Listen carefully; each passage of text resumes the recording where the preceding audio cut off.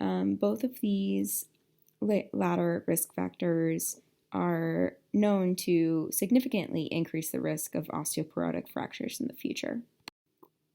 So now that we've talked about the FRAX risk assessment tool and also the DEXA scan and how to interpret T-scores for these testings, this is a helpful flowchart of when to test and when to treat.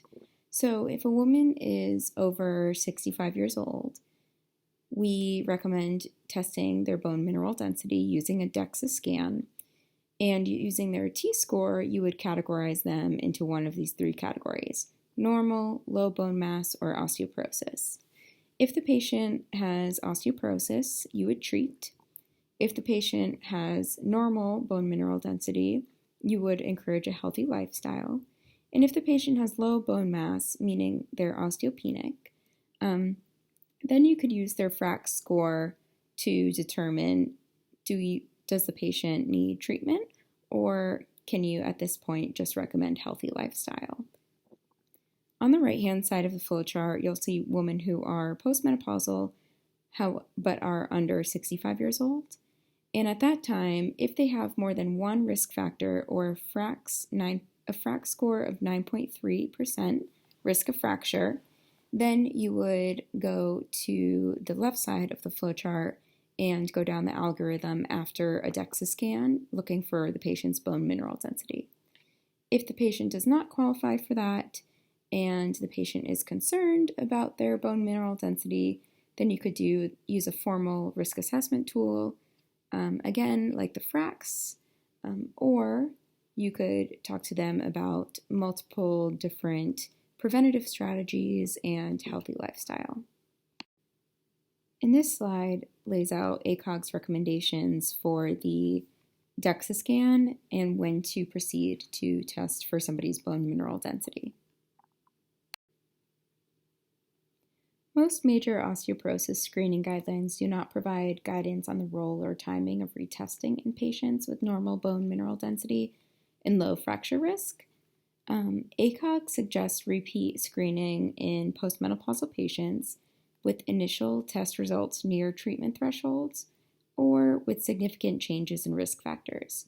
So for most patients, repeat testing would be at 2 years or longer. This is consistent with what the American College of Radiology recommends. So they recommend 2-year monitoring intervals for patients with risks of fracture or osteopenia, and this is based on the expected rate of change of bone mineralization. In patients that are at increased risk of faster demineralization, such as those receiving glucocorticoid therapy, 1-year follow-up would be recommended. Lastly, we will briefly review some prevention strategies that you can discuss with patients. Let's talk about physical activity. So ACOG recommends routine aerobic physical activity, so moderate to high impact, and weight-bearing exercises, which includes muscle strengthening or exercise against resistance, and both of these things have been found to maintain bone health and prevent bone loss. So the CDC recommends that all adults engage in at least 150 to 300 minutes per week of moderate intensity activity or 75 to 150 minutes per week of vigorous intensity aerobic physical activity, preferably a combination of both. Physical activity early in life stimulates bone remodeling, which can lead to increased bone density and contributes to higher peak bone mass. So although the ideal physical activity for strengthening bone has not been established, resistance and high impact or weight-bearing exercises appear to be most beneficial. Another physical activity or exercise that you can recommend to patients are things that can help improve balance and help prevent falls. So something like Tai Chi training in postmenopausal women has been seen to have a beneficial effect on BMD and bone turnover markers. And this is thought to be related to weight shifting movements. For patients that are completely immobile, there's been some studies to look at whole body vibration training, and this uses a machine with a vibrating platform And it's also been suggested as a possible way to improve muscle strength, balance, motility, and BMD in older women.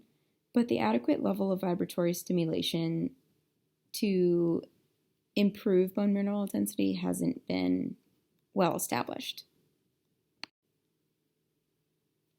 Vitamin D and calcium supplementation is another topic that ACOG reviews.